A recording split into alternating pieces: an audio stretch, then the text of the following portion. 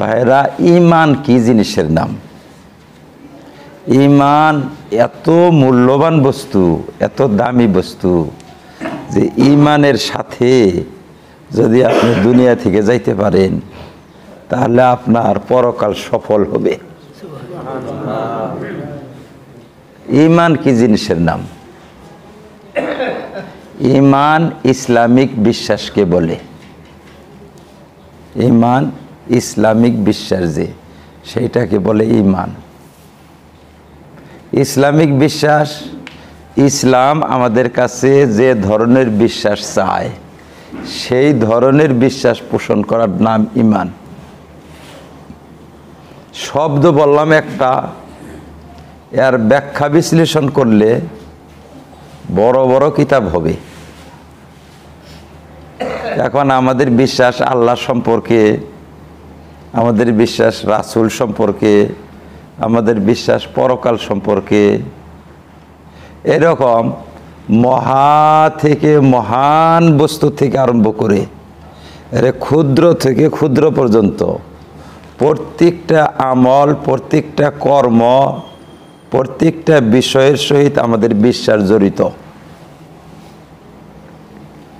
এই বিশ্বাসটা ঠিক করা, এইটাকে বলা হয় ঈমান ঠিক করা।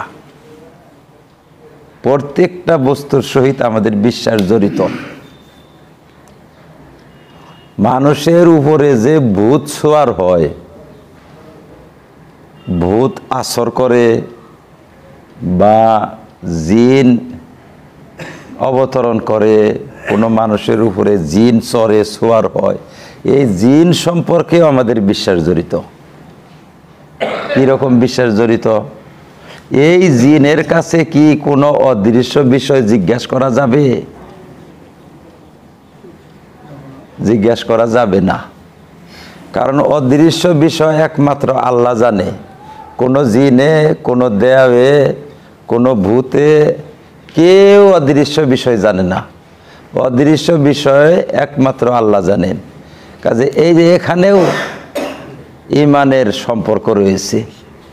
কেউ যদি ভূতের নিকটে অদৃশ্য বিষয় জিজ্ঞেস করে তাহলে তার ঈমানের ত্রুটি হবে, ঈমানের ক্ষতি হবে। অর্থাৎ ঈমান তার পরিপূর্ণ নেই, আকীদা নিখুঁত আকীদার মালিক না সে। ঠিক তেমন মাদ্রাসায় লেখাপড়া করাটা কি? এইটা লেখাপড়াটা করাটা কি? ইলম শিক্ষা করাটা কি? দেখছেন, এখানেও বিশ্বাস জড়িত। ঈমান অর্জন করা, প্রয়োজনীয় জ্ঞান অর্জন করা, এইটা ফরজ। প্রয়োজনীয় জ্ঞান অর্জন করা, হালাল হারাম দেখে শুনে চলা, খাওয়ার জন্য যতখানি এলেম লাগে ততখানি এলেম অর্জন করা ফরজ। এই যে ফরজ বললাম, এটা আমাদের আকীদার সহিত জড়িত। এটা একটা আকীদা আমাদের। এবার এলেম অর্জন করা ফরজ, ঈমান অর্জন করা ফরজ, ইসলাম অর্জন করা ফরজ। মাদ্রাসায় পড়াটা কি? মক্তবে পড়াটা কি?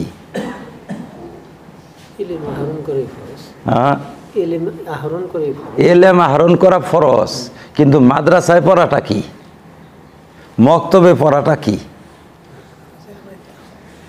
মক্তবে পড়া মুবাহ, মাদ্রাসায় পড়া মুবাহ। মুবাহ মানে পড়লে ভালো, পড়েন, পড়লে দোষ নাই, পড়লে কোনো পাপ নাই, না পড়লেও কোনো পাপ নাই, দোষ নাই।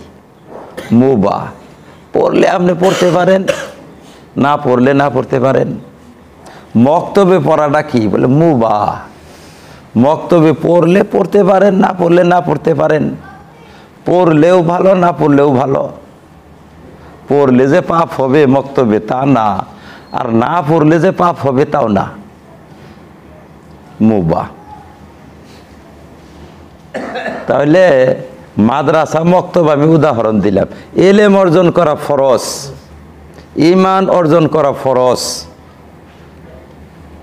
ইসলাম অর্জন করা ফরজ, মাদ্রাসায় পড়া ফরজ না। মাদ্রাসায় পড়াটা মুবাহ, মক্তবে পড়াটা মুবাহ। এইটা যদি বুঝে না আসে আর এক উদাহরণে বুঝে আসবে। আপনি বিবাহ করছেন, তাহলে আপনার জন্য স্ত্রীর ভরণ পোষণ দেওয়াটা ফরজ। স্ত্রীর ভরণ পোষণ দেওয়াটা, খোরপোশ দেওয়াটা ফরজ, হাল বাওয়া ফরজ না। স্ত্রীর খোরপোশ দেওয়া ফরজ, ব্যবসা করা ফরজ না। স্ত্রীর খোরপোশ দেওয়া ফরজ, চাকরি করা ফরজ না। স্ত্রীর খোরপোশ দেওয়া ফরজ, কামলা দেওয়াটা ফরজ না। তবে কামলা দিলে আপনার ফরজ আদায় হবে, চাকরি করলে আপনার ফরজ আদায় হবে, হাল কৃষি করলে আপনার ফরজ আদায় হবে, আপনি ব্যবসা করলে ফরজ আদায় হবে। ব্যবসা ফরজ না, ব্যবসার জরিয়তে ফরজ আদায় করা যাবে। বুঝে আসছে কথা? এই উদাহরণে যদি বুঝে না আসে আর এক উদাহরণ দেই। নাভি থেকে হাঁটু পর্যন্ত ঢাকা ফরজ, লুঙ্গি পরা ফরজ না। কেউ যদি বলে যে লুঙ্গি পরা ফরজ, তাহলে ভুল হবে তার। এটা নাভি থেকে হাঁটু পর্যন্ত ঢাকা ফরজ। কি দিয়া ঢাকবে?